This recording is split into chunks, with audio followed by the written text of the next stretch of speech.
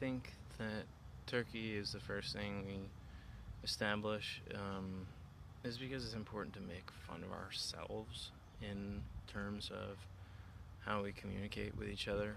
And there's even a rhythm to that, which is fun for the most part. Kind of like just trying to figure out the topic for like half a minute, and then another half a minute, you kind of like hammer away at the topic, and then when that full minute kind of is done, the only way to like blend the first part of arguing about what we're talking about and then actually talking about it, the only thing that can really fix that argument or that sort of disjoint, that so to blend that is to be able to laugh about what had just happened, because that sort of releases that feeling of disconnection. You feel connected when you're laughing, but of course you can't like store that. That's a at present thing. Like, so a lot of people get very confused. Excuse me, by trying to add that thing up on their own, and that doesn't work. And so the the reason why capoeira has become a topic for my better interests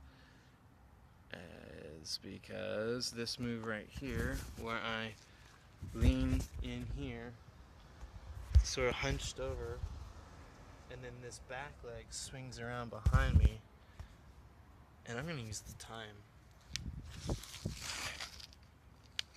because I also study Tai Chi. Now, the element of double negative gets used instead of it two negatives becoming a positive. Magically, you actually see that happening with the Mea Luau. With that kind of a being said, it's in the same vein of making fun of ourselves. What's not cool is anything that has to do with disrespect for life. And the real argument that we're really getting at is what's going on in the bed. That's the topic. And that's the way you use that topic, is arguing in those parameters. The way we use that is to resolve those negative connections. So that is also a double negative being in use. You have the idea of penetration, which is very sort of violent, and then you have all the sort of negative energy that we take on during the day or in the morning or whatever. And so there's kind of where I'm sort of being agreed with, hopefully. And part of my book is like defining, like, what is it to mean to agree? Well, that's a very good question. And doing Tai Chi, I've found out that I actually, Jesus, fuck you. I actually have a way to experientially share that realization. And when you start to do a roll back, a press, a twist, and a parry, you use an energy that is connected to like the reality of how you came to existence, and it's a very strong energy, and a lot of people who do Tai Chi don't even really know how to tap into it or feel it. So what I'm doing sort of Mea Luau's in my mind right now, so I'm turning the phone, and people are retarded about how they drive, so I'm not really able to hold anyone's hand, and there's sort of my ramble. What I'm getting at is an agree would just be to blink one time. To disagree would be to blink two times kind of fast. Um, what inevitably has been going on for me is like I'll just be talking to someone and then they won't, agree with me, and then I'll feel that disconnection between myself and them. They're totally not in agreement with the idea of laughing, just kind of abstractly, you know. Um, it doesn't have to be funny. It has to. It's not. It's like we're putting value on what laughing is.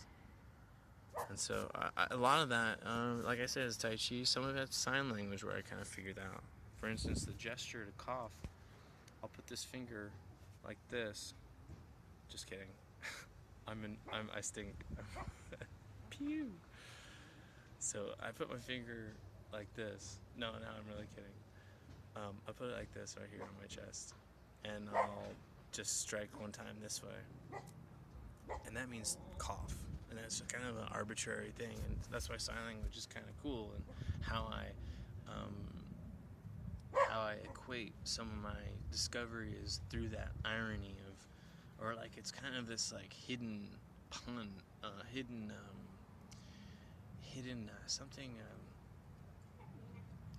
It's like intrinsically funny, like sign language, the way we find. Like for instance, I'm looking for a sign. You're driving on the road, you're looking for a sign. All you have to do is make the abstract definition of sign language occasionally, and everyone else does the trick for you, and that's why you're bigger and faster. I could be way off base here, and I apologize for being like rebuttal-y or whatever that word is. I've got a lot of like feeling. Oh, smoking. Okay, so what I'm sort of going to close this little session out with is to communicate and to be able to agree with someone isn't just yeah, and like it's like to be able to see yourself, observe yourself like outside yourself is kind of a spiritual like longing, and to have that achieved that takes a lot of practice. It takes doing like what I'm doing in what I've shared.